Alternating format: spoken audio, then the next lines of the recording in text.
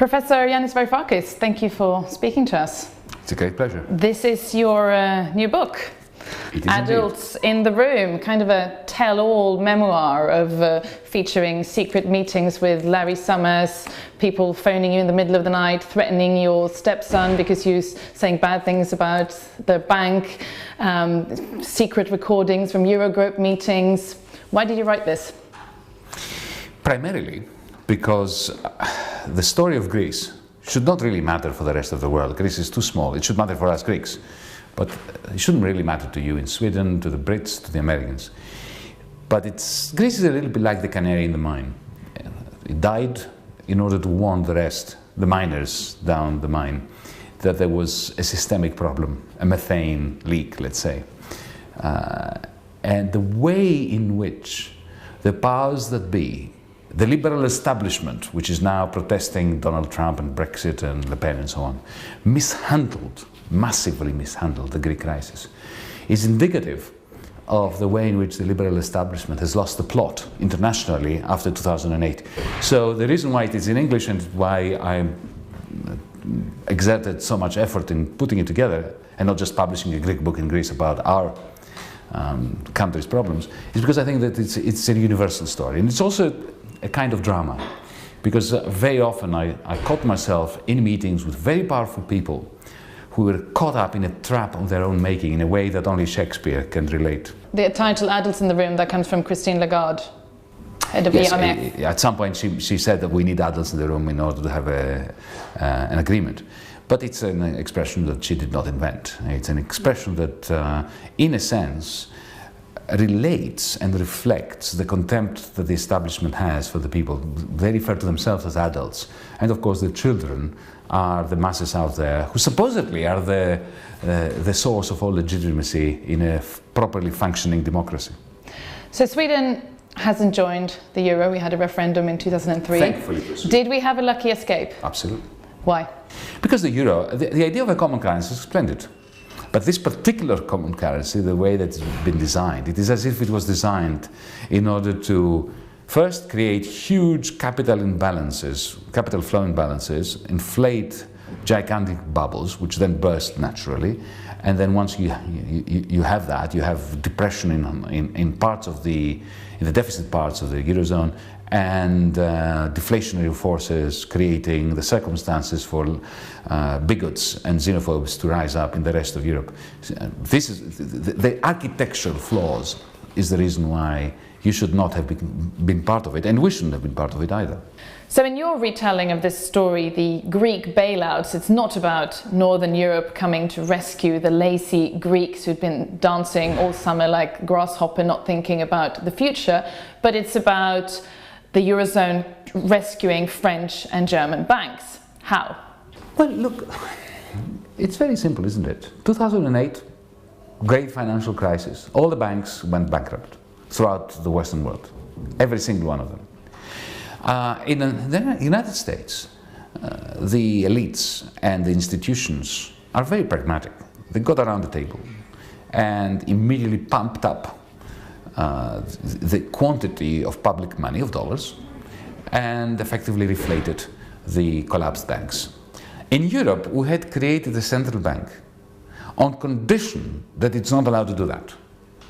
So if your central bank cannot reflate the inane and deflated banking sector, and the banking sector is insolvent, the only alternative is to shift, quite cynically, the losses from the books of the banks onto the taxpayers. So the Greek bailout was nothing more than a bailout for Deutsche Bank, Finanzbank, BNP Paribas, Société Générale, the French and German banks. Between them they had lent 200 billion to the Greek state. They were already insolvent because they had stuffed their boots with toxic derivatives from the other side of the Atlantic. And they had already been bailed out by the French and particularly the German government, and Mrs. Merkel could not go back to the Bundestag and demand another wad of money for the same banks that she had just saved. So it was packaged as an act of solidarity towards the lazy Greeks, which of course has to be to come attached with austerity strings, tough love. In reality, this was money that went from the German, Slovak, Portuguese, Irish taxpayer to the Greek state to go straight back to the French and German banks on conditions that guaranteed to shrink the incomes of the Greeks that were not enough to pay for the old debts, let alone for the new ones. A 10-year-old can tell you that this cannot end well. Because in the book, you're very critical of this, obviously, but you also express understanding for why Dominique Strauss-Kahn, Christine Lagarde, even Mrs. Merkel do this at the first instance. Understanding is not the same thing as excuse or legitimacy. I believe that whenever you talk to someone, whenever you try to negotiate with someone, you should try to see things from their perspective. It does not mean that you agree with them. It does not mean that you excuse what they do, but that unless you have this capacity to get into the shoes of the other person, then you are not going to have a civilized discussion. My discussions with Christine, with all these people, were very civilized. The trouble was that they did not have the political degrees of freedom to come clean about what they had done, because they had effected a crime against logic. Lending the largest amount of money in the history of capitalism, in absolute terms, not relative terms, to the most bankrupt state in Europe, was a crime against logic, especially when they did it under conditions of such harsh austerity that guaranteed the diminution of the incomes from which those loans... Now, of course, they didn't expect to get their money back, but they could not bring themselves to telling... And they didn't want their money back? Well, they wanted their money back, but they wanted other things more than the money. They wanted to preserve and maintain their own power structure. In particular, in our case, given that we opposed them, we got elected on a campaign to restructure the debt when they didn't want to restructure the debt. If they had come to an accommodation with us, a compromise, a mutual compromise, find common ground, a mutually advantageous agreement, they would have gotten more money back than they are getting now. But Spanish voters, Irish voters, Portuguese voters, Italian voters, and ultimately French voters might have gotten ideas in their heads that they could have opposed Lagarde, Merkel, Schäuble, Hollande, and so on and so forth, and achieve a better outcome. From the perspective of those who were in power at the time, this was a nightmare, and it had to be snuffed out. So you mentioned logic. From reading the book, logic seems to be important to you. You are sort of often angry about that people are being irrational in Europe. You can't speak economics at Eurogroup meetings. I mean, you come in as an economist into sort of a very political reality, but it's not even political. Often reading it's a bureaucratic reality. Okay, bureaucratic. But often when reading this, I was thinking, why is he so surprised? I wasn't surprised. No? I think that my readers are surprised. I wasn't surprised at all. No. I was expecting this fully. But I believe that it was important that you folks found out that in Eurozone Eurogroup meetings, which is where all the decisions about fiscal and monetary policy are made, economic discussion is banned. I don't believe that the average European voter knew that. And I think that they are aghast at the idea that those who are determining their economic future are simply not engaging with economic reality. For instance, in the Eurogroup, at some point, Wolfgang Schäuble said to me, okay, so you don't like the 4.5% primary surplus target of your country. What do you want it to be? And I said, it's not what I want it to be, it's what it can be, given the circumstances. And, that target has to depend also on our investment policies, the extent to which we can close the gap between savings and investment, and of course, the extent to which we can support exporters to close the gap between exports and imports, because those three numbers, the balance of payments, the budget balance, as well as the balance between savings and investments, those three have to be in equilibrium. And then 2 hours later, there were these accusations against me all over the media. But you've been lecturing. Was lecturing Schäuble and the rest of the... So, on economics. So economics is banned in the Eurogroup. Now that should really cause a great deal of disconcertment everywhere. But did you think that lecturing them on economics would work? I didn't lecture them. I answered the question. Okay. Remember, the question was, if you don't like 4.5% primary surplus, what would you like it to be? And I answered the question. I could not answer the question in any terms other than economic. I was not elected by my electorate in order to be a complete fool in the Eurogroup, because if I had answered in any other way, I would have been a fool. Look, let's be clear. The reason why I became finance minister is because sometime in 2011, when I first started chatting with the man who became Prime Minister in the end, my friend Alexis Tsipras, I warned him. I said to him, the moment you get elected, at the time I never imagined that I would be part of any government, let alone his. But this was a piece of advice as an economist. I said to him, the moment you get elected, there will be no discussion. The Troika will threaten to close down your banks and snuff you out, because I was predicting what I experienced. And he sort of panicked and he said to me, so what should I do if I get elected? And I started putting together a plan for how to deter the bank closures and how to force the Troika to accept the basics that were necessary for Greece's recovery. And because Alexis Tsipras agreed with my proposals, at some point he said, well, I agree with your proposals, but I don't have anyone in the party to implement them. I want you to be the finance minister. And then I had a moral crisis. A moral crisis. As to whether I should accept or not, and I decided to accept it, and the rest is history, as they say. Yes. So the surplus targets of 3.5%, no country has ever managed to maintain that in the long run. In perpetuity. Yeah, exactly. Did you get the impression that the Troika believed that Greece would be able to do this? They did not care. They did not care? Well, firstly, the IMF agreed completely and utterly with me. From the very first... That is very clear from the book, yeah. And they even say this now in public. Yes, Back then they were not saying it in public. They were saying this to me personally. Now they actually advocate it. They are campaigning for exactly what I was campaigning for, precisely to the last decimal point. I was saying not 4.5, not 3.5, 1.5. And this is the position, the formal position of the IMF today. It's a vindication with no value to me. Wolfgang Schäuble, you can read in the book, our exchange in which he, in the end, it took months of discussions. In the end, he said to me, you're right. This program is very bad for your country and you shouldn't sign it. Yeah. But his view was that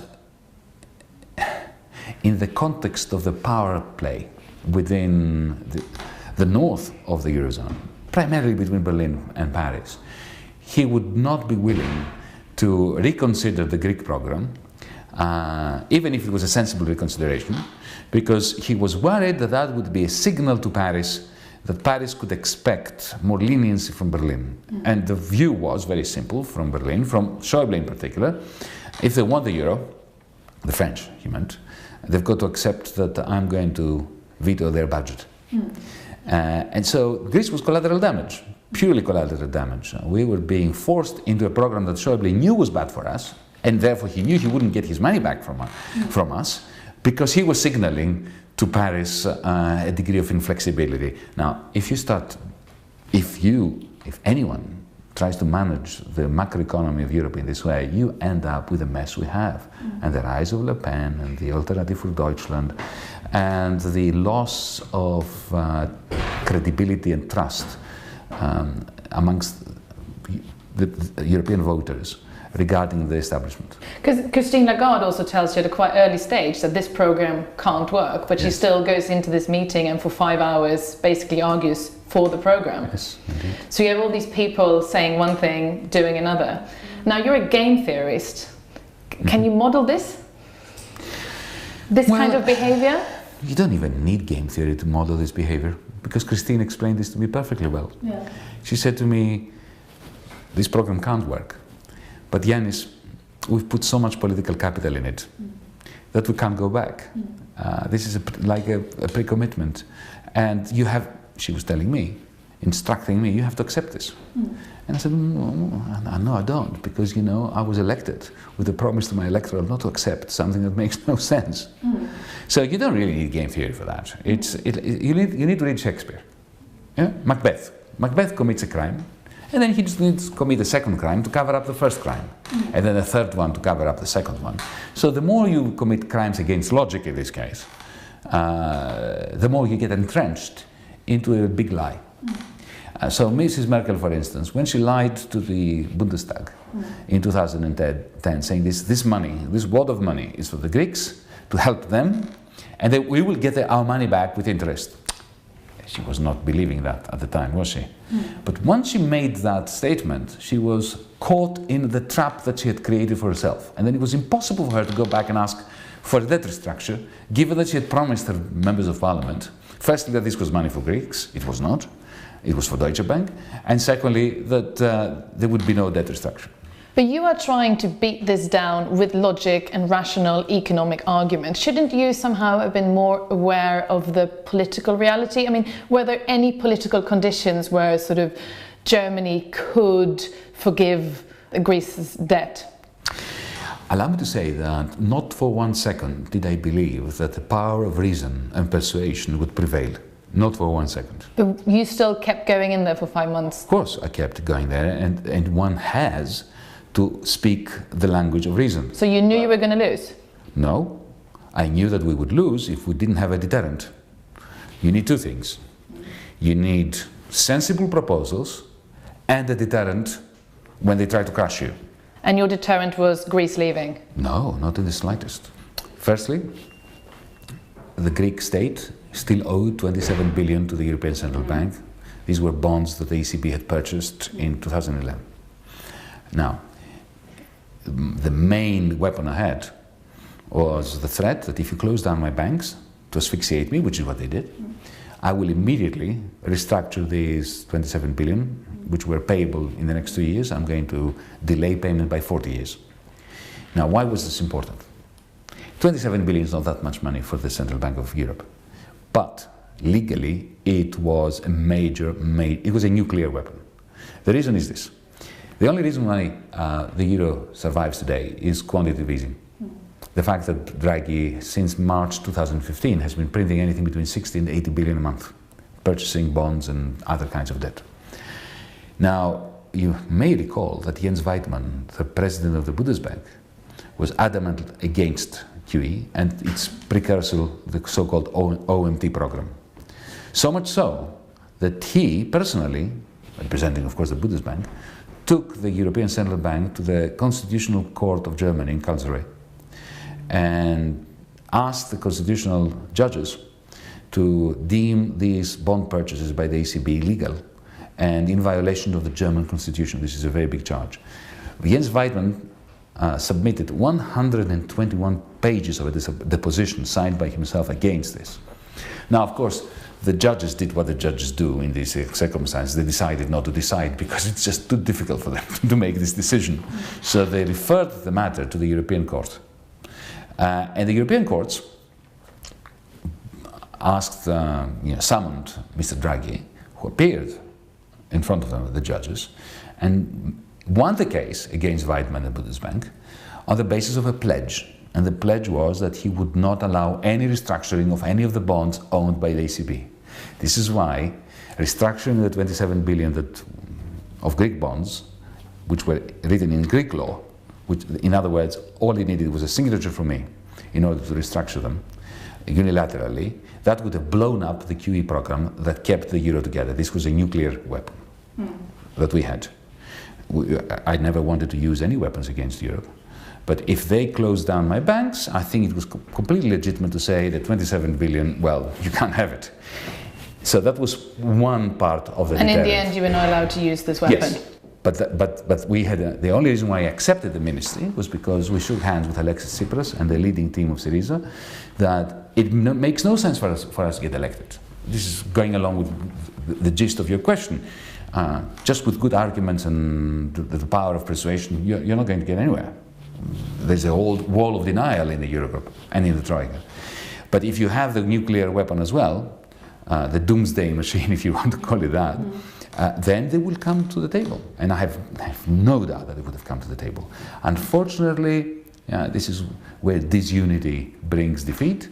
Our government was disunited, and members of the team signaled to Draghi, don't worry about Varoufakis, we're not going to let him haircut those bonds. And from that moment onwards, defeat was But before that, you were convinced that Draghi would never let this happen? I still am convinced he would not let it happen if I was allowed to do that. It was only when Draghi realized that we were not united in government and I would have had the rug pulled from under my feet that he closed the banks. So the Greek finance minister now says that there will be negotiations about debt relief. You know what? We've been doing this now for 7 years. Yeah. For 7 years I hear the same inanity. For 7 years we keep taking loans on the basis that sometime in the distant future there's going to be a debt restructure. There's no doubt that there's going to be a debt restructure. An unpayable debt does not get paid. It's really very simple. It's not a question of willpower, it's not a question of ethics, it's not in the Bible. It will not be repaid. If you're bankrupt, you cannot repay your debt, full stop. So you need a debt restructure. The only question of interest is the debt restructure going to come first, and therefore giving an opportunity to the Greek economy to recover with a reduction in tax rates, reduction in the budget surplus targets and so on and so forth, which is necessary to attract investment?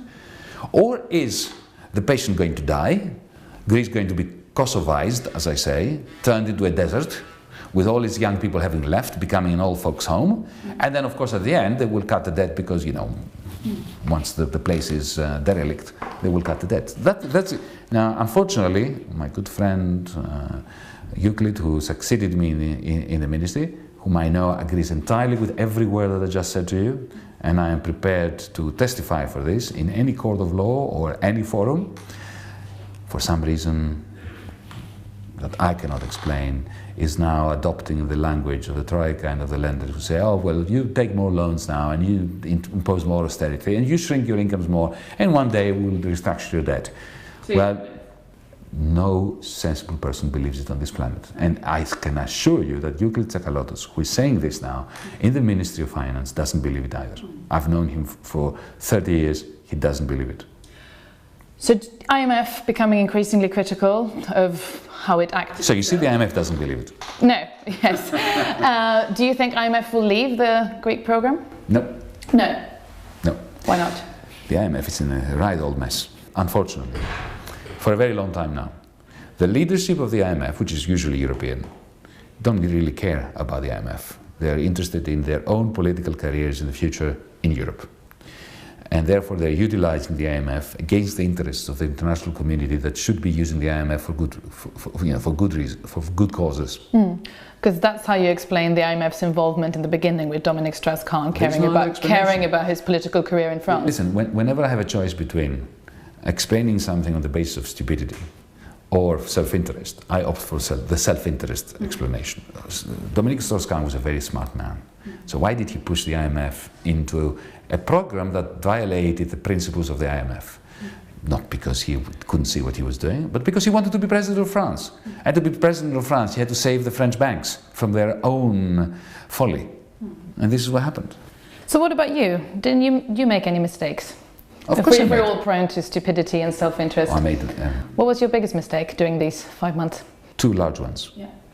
First one is that I accepted, without too much criticism, the policy, the strategy of keeping our negotiating tactics under wraps. Everything I've been telling you now about the haircutting of the S&P bonds and all that, this was not something that we brought out. There was a good reason for that, or a semi-good reason, that by the time we got elected, there was already a bank run. So talking about haircutting the S&P bonds of the ECB, that would have sped up the bank run. But with the benefit of hindsight, it was a mistake not to share this strategy, this vision of the strategy, with the peoples of Europe. Not just the people of Greece, but the peoples of Europe. That's one big mistake. Because in the end, I always believed in transparency, now I believe in transparency even more. Whenever you want to do something, your voters should know what it is that you're trying to do. Not only what your objective is, but what your means are as well. And this is where Theresa May here in Britain is very badly mistaken, to keep her cards close to her chest. The second mistake I made was to sign the application for the extension of the loan agreement towards the end of February. We had a good agreement on the 20th of February in the Eurogroup, 20th of February, where Greece, our government, would be assessed on the basis of our own agenda regarding reforms. Then a few days later, the Troika took this back and they turned us back to the old failed program, at least verbally. I should have said to them, well, since you are violating the spirit and the letter of the 20th February agreement, I'm not signing this extension of the loan agreement.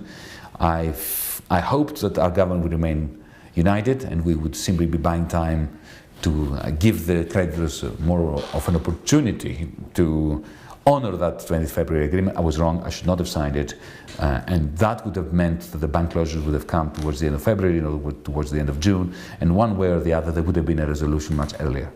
So you're mentioning there was already a bank run when you got elected, because some people will say that Greece was recovering in 2014 and it was only kind of you coming in and picking a fight with the creditors that then sort of made the problems worse again. But I can say that the earth is flat, it's just as credible.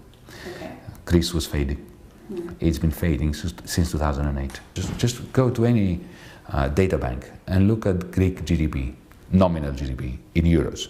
And you see that it fell in 2009, 2010, 11, 12, 13, 14. Every year it fell. What happened was, it was a real GDP growth in 2014. But you know why? Because real GDP, as you know, is a ratio. GDP in euros, nominal GDP, divided by an index of prices. What happened in 2014 was the prices were falling faster than incomes. And therefore, the ratio was going up because the denominator was falling faster than the numerator.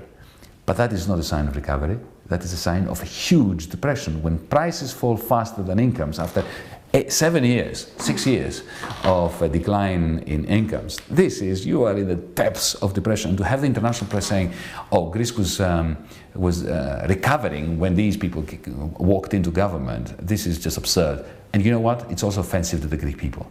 The Greek people didn't want to elect us. They did not suddenly become left-wing. I mean, we were a party of 4% and then we went to 40%. Why did that happen? Because the Greeks could see that nothing was working. The people of Greece are much wiser than foreign correspondents, except, of course, you. Of course. They chose us because what we said made sense, and there was no recovery. The recovery was Greek recovery, as they used to call it. The Greek success story was just adding insult to the injury of the Greeks. So who's the bad guy in this story? Because you are quite understanding. You get along with George Osborne, the British Finance Minister, even Wolfgang Schäuble, who was portrayed in the media as your arch enemy. You know, towards the end of the book, you get along, or sort of you have good discussions. Who's the bad guy? No one. No one. I tried to write this book with a humanist perspective. When you watch an ancient Greek tragedy, Oedipus, who is the bad guy? There are no bad guys. But there are no bad guys. Everybody is trying to do their best. But that's the whole structure of a tragedy. The game is set up in such a way that even though everybody is trying to do their best, in the end everybody is contributing to a disaster. So how do you change? This was exactly how I tried to write this book. I have no doubt that Wolfgang Schäuble was trying to do his best. Christine Lagarde was trying to do her best. My Prime Minister was trying to do his best. But in the end, the game we play in Europe is bringing out the worst possible outcome for our people. And even powerful men like Wolfgang Schäuble, or women like Angela Merkel, in the end, they are caught in the trap of their own power and end up powerless. This is the stuff of true tragedy. So how do you change Europe from being the stuff of true tragedy to something else? By democratizing it. Democratizing. You see, democracy is not a luxury for the creditors. It's not something that's nice to have. The reason why democracy evolved, never perfectly and nowhere perfectly, is because it's the only way of managing a crisis. You see, during the good times, you don't need democracy. You can have a cartel structure like Europe always did. Europe is a cartel, really, of heavy industry. That's how it started, remember? It was the economic community of coal and steel, like OPEC. And then the other industries were co-opted, the agricultural sector through common agricultural policy. So when you have the United States of America minding the global shop and ensuring that there is growth internationally, which is what was going on between 1945 and 2008, really, in the global economy, and then you can have an undemocratic European Union expanding, and everybody's relatively dissatisfied and relatively happy at the same time, and the whole thing is sustainable. I mentioned OPEC. When is OPEC about to crash? When prices come down. Yeah. During the bad times, cartels cannot handle the distribution of burdens and losses. Similarly, it is now, since the crisis began, that you can see that the European Union is desperately in need of more democracy because it cannot handle the distribution and redistribution of burdens. That's why we need democracy and transparency. It is absurd that the people out there do not know what their representatives are saying on their behalf behind closed doors. And that's why you were secretly recording the Eurogroup meetings under the table with your cell phone? No, that's not why I was doing it. I was doing it for even better reasons than that. After my first Eurogroup, which lasted 10.5 hours, I exited that Eurogroup meeting with a head that was spinning from fatigue, from confusion, from exhaustion. Now, I consider myself to be, and I was, a representative of the Greek people and the Greek government in there. The future of the nation depended on what was being said during that meeting. I was threatened by the president of the Eurogroup with bank closures on that meeting, during that very, very first meeting. Now, I had a responsibility towards my prime minister, my cabinet, my parliament, and the Greek people to come out and answer questions as to what was said in there. And I remember, once the press conference was finished, I asked my secretary for a copy of the transcripts, of the minutes. And she called me 10 minutes later saying, Minister, I asked the secretariat and there are no minutes. So it was for your own memory? Of course it was for my own memory. I had a duty to be able to report to Parliament. Parliamentarians would ask me, this is what happens in democracy. They said to you, so what did Schäuble say to you when you said that? And what was the precise wording of what you said to Schäuble when it is a question of national survival for a place like Greece? And I had no idea. I would have to say, you know what, I can't really remember. I have a hazy recollection because I was tired. So after that, I started recording. And then, once the Brussels correspondents began to spread huge lies about what was said to me, about what I said in meetings, recording my conversations was the only defense against this kind of toxic lies. And it then became this book as well. Thank you. You're most welcome.